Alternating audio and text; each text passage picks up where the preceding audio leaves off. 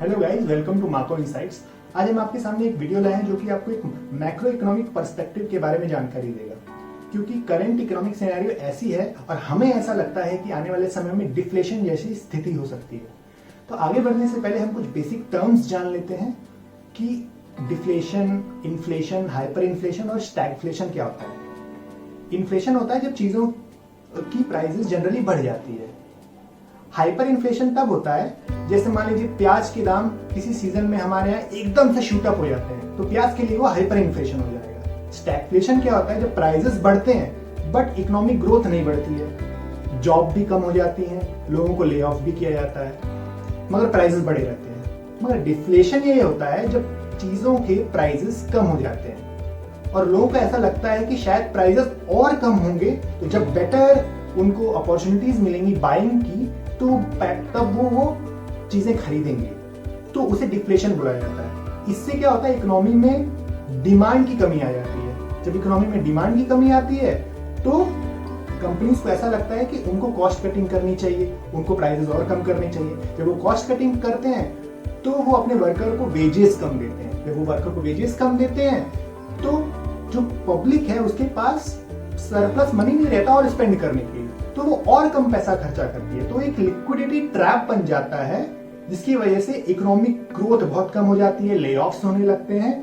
और आपकी जानकारी के लिए बता दूं कि डिफ्लेशन हमेशा इन्फ्लेशन से खराब होता है और ग्रेट डिप्रेशन का कारण भी डिफ्लेशन ही था। चलिए आगे बढ़ते हैं। तो करंट एग्जांपल आपको दे दिया जाए कि प्राइसेस कम कहां हो रहे हैं। 20 अप्रैल को वर्ल्ड के ऑयल प्राइसेस ड्रास्टिकली नेगेटिव में चले गए, -37.63 बैरल हो गए, जहां की उसके प्राइसेस एक ही दिन पहले 22-23 पर बैरल थे। तो इससे ये पता चलता है ऑयल की डिमांड ही नहीं है। आप यहाँ पे मैप एक देख सकते हैं हमारी स्क्रीन पे।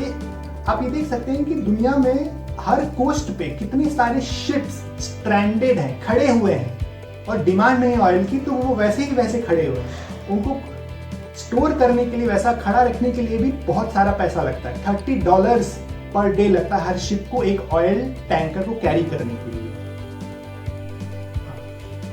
तो जैसे ऑयल के प्राइसेस कम हुए, सिमिलर कंडीशन ऐसी ही कुछ बनी थी जब डिमांड कम हो गई थी। रियल एस्टेट में, हाउसिंग फाइनेंस में बहुत सारी प्रॉब्लम हो गई थी, जिसने 2008 में एक तरह से रिसेशन और कह सकते हैं डिप्रेशन का काम किया था। तो फेडरल बैंक, जो अमेरिका का सेंट्रल बैंक है, उसने बहुत सारे इकोनॉमिक स्टिमुलस लाए, बहुत सारा पैसा इकोनॉमी में झोंका ताकि लिक्विडिटी बनी रहे, डॉलर की लिक्विडिटी बनी रहे और डिमांड बनी रहे। तो मगर उससे क्या हुआ कि आने वाले समय में 10 साल तक चीजें सुधरी हैं, मगर क्या हुआ है कि टॉप 1% को ही सबसे ज्यादा फायदा हुआ है। 99% जो बॉटम के लोग थे वो अभी भी उनको ज्यादा फायदा नहीं हुआ है। और इस करंट क्राइसिस में तो ऐसा हुआ है कि लोगों जितना भी प्रोग्रेस हुआ था लास्ट प्रॉब्लम से, वो पूरा वाइप्ड आउट हो गया फर्स्ट 3 months ऑफ 2020 में। Around 26 million people have lost their jobs in first 3 months of this year. So conditions बहुत ही खराब है।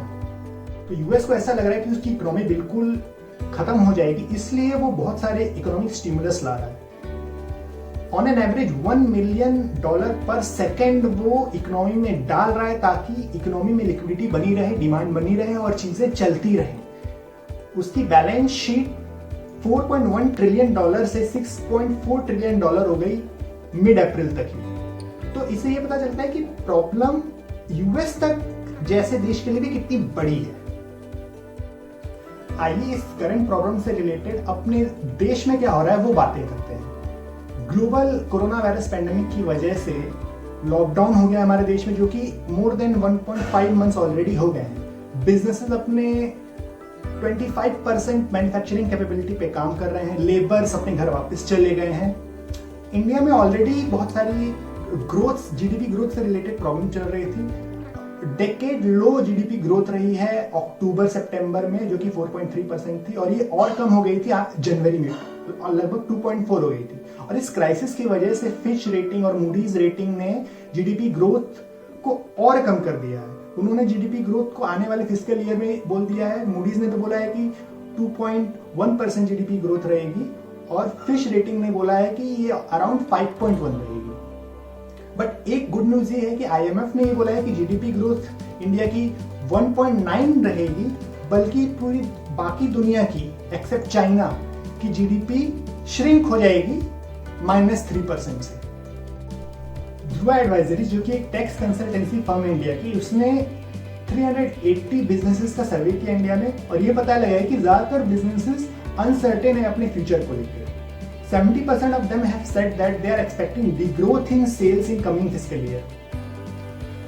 और उन्होंने ये भी पता लगाया है कि दे आर एक्सपेक्टिंग कि गवर्नमेंट 16 लाख करोड़ का एक स्टिमुलस पैकेज लाए स्पेशली फॉर दीज कॉर्पोरेट्स, ताकि पॉलिसी रिफॉर्म्स आए, क्योंकि उनकी बैलेंस शीट वीक है। तो अपसाइड क्रेडिट मूवमेंट नहीं हो पा रहा है ताकि उनकी ग्रोथ हो। आपको ये जान के हैरानी होगी कि मारुति सुजुकी जो कि इंडिया की सबसे बड़ी डोमेस्टिक कार मेकर है, लास्ट मंथ उसकी सेल्स 0 रही है। क्या आप इमेजिन कर सकते हैं? यानी कि ऑलरेडी डिमांड ऑटोमोबाइल में इतनी कम थी, इस क्राइसिस की वजह से उसने उसको धराशायी कर दिया है। और एक और बात, गवर्नमेंट ने DA/DR गवर्नमेंट एम्प्लॉइज के फ्रीज कर दिए हैं आने वाले 1 साल तक। इससे क्या होगा दोस्तों? लोगों के पास स्पेंडिंग के लिए एक्स्ट्रा मनी नहीं होगा। जब एक्स्ट्रा मनी नहीं होगा तो वो सेव करेंगे, खर्च नहीं करेंगे, प्राइसेस के फॉल होने का इंतजार करेंगे। जब वो इंतजार करेंगे तो कॉर्पोरेट्स को और रेट कट करना पड़ेगा। तो आपको मैंने क्या बताया था दोस्तों कि वो एक लिक्विडिटी ट्रैप हो जाएगा जो कि डिफ्लेशन का संकेत दे रहा है। तो इसके लिए गवर्नमेंट को बहुत अच्छा और बहुत ही अनप्रेसिडेंटेड वे में इकोनॉमिक स्टिमुलस लाना पड़ेगा। नॉर्मल फिस्कल पॉलिसीज काम नहीं करने वाली हैं इस कंडीशन में, क्योंकि कंडीशन भी अनप्रेसिडेंटेड है।